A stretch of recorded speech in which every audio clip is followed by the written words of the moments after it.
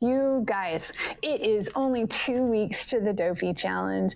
I am so excited to see you guys out there. And today we are going to talk about all the last minute tips that you need to know before Dopey Challenge. Personally, one of my favorite things about this time is the taper. The fact that we are not having to run those super crazy long distances that we were just a couple of short weeks ago, and that we're tapering down for the big day. And hopefully as you do your taper, you're feeling really strong. You're feeling like, man, I actually could run further than this. And hopefully this taper has been a nice break to get you ready for the big event. Make sure that while you're tapering, you're still getting enough sleep and enough rest, just like you did when you were doing those longer distances, because the big event, the Dopey, it is coming up. We want to make sure that we're well rested and ready for the big event when it comes. So it's a little bit harder as we get around the holidays. We tend to be busier with family and friends and more activities going on. Make sure, though, that you're prioritizing your rest, because that race is only 2 weeks away. Another thing to be thinking about is your packing. So what things do you need to take with you? You should have already tried out all your gear. So you've got your shoes, you've got your socks, you've got your outfits, you've got your headphones, you've got your sunglasses or your hat, whatever it is you need. Hopefully you've already got all of that acquired. But how are you going to pack it? So for me, and what I recommend, is taking as much of your required gear in your carry-on bag as possible. Personally, I do not want to be separated from my shoes and my socks and my outfits and all of those things that I trained so hard in. I want to make sure that I have everything I need, or that I can fit at least into a carry-on. Now, I am planning on bringing 4 pairs of shoes to the Dopey. There's 4 days of running. I'm planning on having 4 separate shoes. That may sound excessive, but the reason why I decided to do it is in case it rains. So I have 1 pair of short run shoes. I have 1 pair of long run shoes. Short run, 5K, 10K, long run, half and full marathon. So I just went ahead and bought another pair of those shoes to make sure that I had 1 pair I could wear every single day. So if anything gets wet or anything goes wrong, I've got another pair of shoes to run in the next day. Now, I'm probably not going to be able to get all 4 pairs of shoes in my carry-on bag, so I'll probably only fit 2. Maybe I can fit 3. I have kind of big feet, so it's going to be hard. And I'll put in as much gear in there as I can. But make sure you pack that bag as well as you can with as much stuff as possible.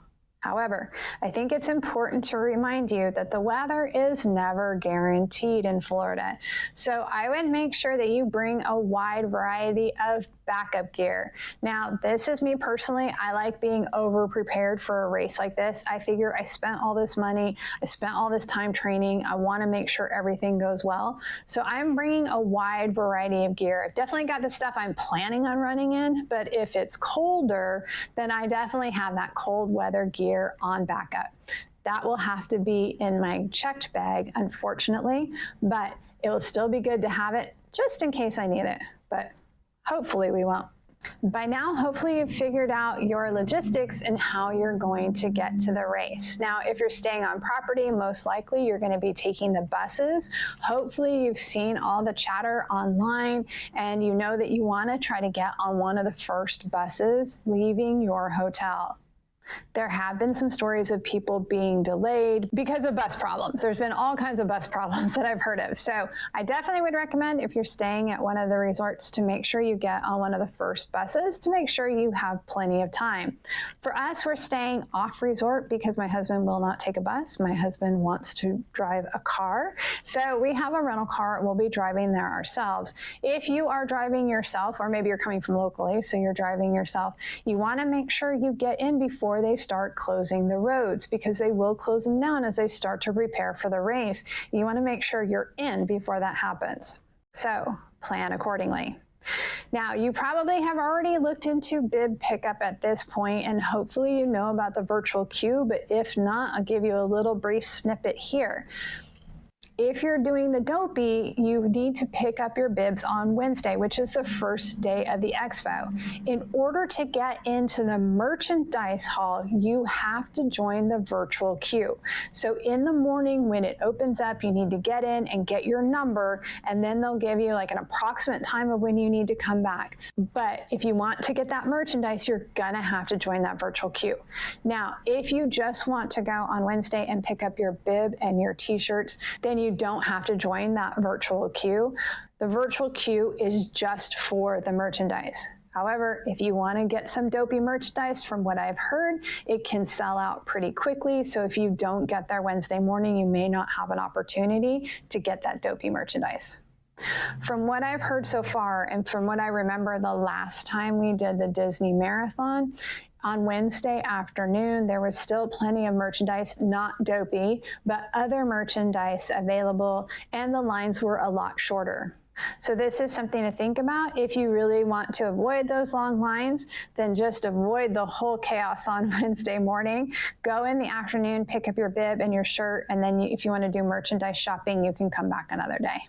And I will say, when we did the marathon last time, they did have leftover merchandise in the family meetup area. So if you were eyeing that shirt and decided not to get it, you may have another chance.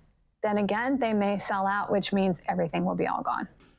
And start making your list of characters that you are willing to stop for. Now, some people want to stop for every character, and that's absolutely fine, but some people are really particular about the characters that they're willing to stop for. So think about it. Who is it that you're really willing to stop for, and who is it that you can just run by? Of course, we don't always know who's going to be out there, and sometimes they bring out some special ones that we don't get to see very often. So you may end up making a random stop, but it's best to think about that now, and why not dream about it, because we've only got a couple weeks until Dopey Challenge.